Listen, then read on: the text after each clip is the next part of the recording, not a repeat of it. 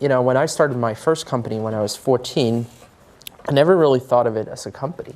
Again, there was a need at that time. This is 1997, where a web page was still, there was consulting firms charging 50 grand, at least, in Europe where I'm from, to create a web page. And I said, that's not really that hard. And I kept telling people that. So they're like, well, can you help me do it? Mm-hmm. So eventually I started doing that. And this is as I was pretty much in elementary school. What I realized is I did one and I got a bit of money from it, and I was like, okay, this is pretty good. And I kept, doing more and more and more. And eventually what ended up happening is everyone that was pretty good at math, I taught how to program HTML, and all the ones that were really good at drawing, I taught Photoshop.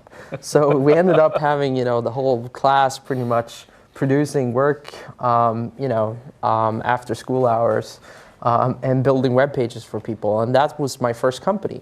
Not that I really, cared about the fact that it was a company. I cared about the fact that here's a problem, and people kept pinging me about that, and I wanted to deliver great results.